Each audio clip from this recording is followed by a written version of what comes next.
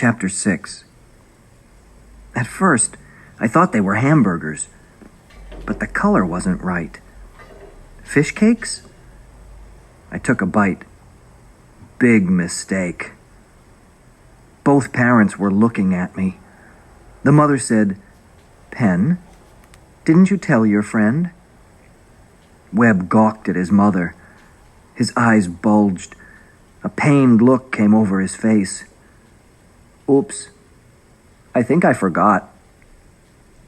"Forgot what?" I said. "You didn't really forget, did you, son?" the father said. Webb looked sheepish. "I guess not." I guessed I was getting a little tired of all this claptrap. I aimed myself straight at Webb. "What am I supposed to know?" Webb's eyes shifted to me. "I was supposed to tell you we're vegetarians." I had never heard the word. "What's that?" I said. Meanwhile, I'm thinking, are these people ninja tomatoes or something? "We don't eat meat," Webb said. "And you didn't tell him," said the father, "because you were afraid if you did, he might not want to come for dinner." Webb nodded. His face was in his plate. I was still wondering if I had heard him right. "You mean you don't eat hot dogs?" All three said, "No." "Hamburgers?" "No." "Chicken? Turkey? Steaks?" The father propped his elbows on the table, clamped his hands together, smiled. "Crash, I guess we just feel that animals are God's creatures, and that it's not for us to, consume them." I still had the first bite in my mouth. I figured whatever it wasn't one of God's creatures. I pointed to my plate. "So what's that?" The mother chirped, "Oatburger," all cheery. "Look," said Webb. He poured pancake syrup over his. "They're great this way." The father chuckled. "I'll relieve the boy's misery." He left the table and came back with a trash basket. He held it at my side. "Drop her in here, Crash." I leaned over, opened my mouth, and let the Oatburger blob fall into the basket. He took it away. The other stuff on my plate was candied sweet potatoes, string beans, and something I didn't recognize, little brown clumps. Mrs. Webb saw me looking. "They're breaded mushrooms. Try one." I tried one. It was delicious. "What do you think?" she said. I shrugged. "It's okay." Webb piped, "John has a great-great-grandfather, and he's 115 years old." 4 grown-up eyeballs landed on me. I had to think quick. "And I do dive bombing, too," I said. "Want to see me?" I didn't wait for an answer. I jumped from the table and went behind their sofa. I dived over the back of it, landed on my head and hands on the cushion, pushed off, swung my feet around, and landed on the floor. I threw out my arms. "Told ya!" They clapped. We went back to eating. I stuck with the sweet potatoes and mushrooms. Webb kept pushing the syrup over and telling me what I was missing by giving up Oatburgers. To shut him up, I said, "Did you know your son is a Quaker?"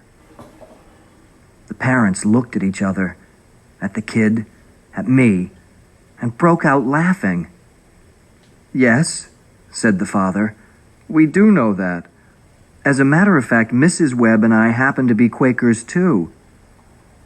I said, "Oh, does that mean you don't believe in war either?" "I'm afraid so," he said. "That's too bad," I told them. "Your kid is missing out on a lot of great stuff, especially at Christmas. About half my presents are usually war things. Last year, I got a G.I. Joe action figure and, oh man, I was getting into it now. I just remembered my Mazooka. It's a combination machine gun and bazooka.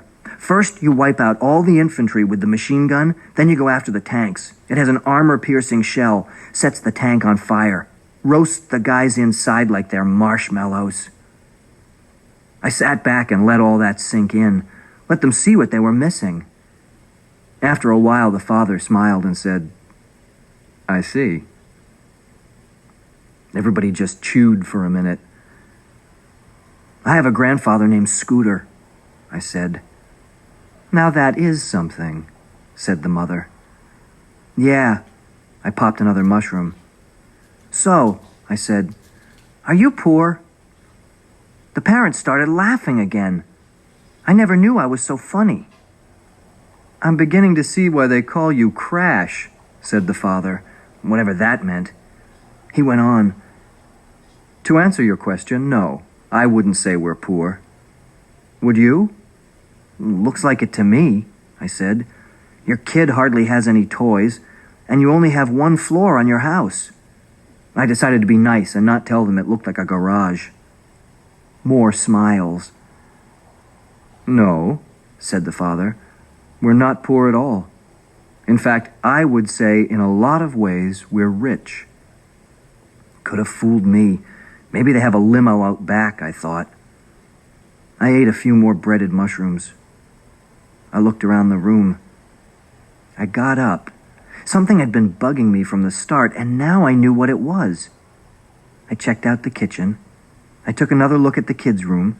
I checked every room in the place. I came back to the table. They were all staring at me. I stared back. "Where's the TV?"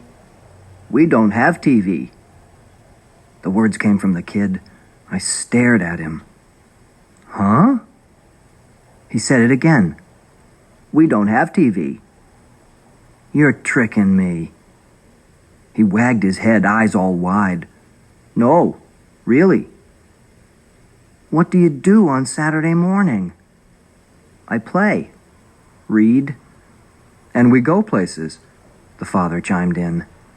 "We're looking forward to visiting places around here," said the mother. "This is all new to us Flickertails." "Crash," the father spoke. "We're thinking of driving out to the Amish country this Saturday. I understand we're not too far from there. Would you like to come along with us?" Webb squawked, "Yeah." "I'll be watching cartoons," I said. "We could wait till they're over." "Nah, my dad's taking me to see the Phillies game." He backed off. "Well, maybe some other time." Maybe never, I thought. Dessert was gingerbread squares with warm lemon sauce. I ate 6 of them and got out of there.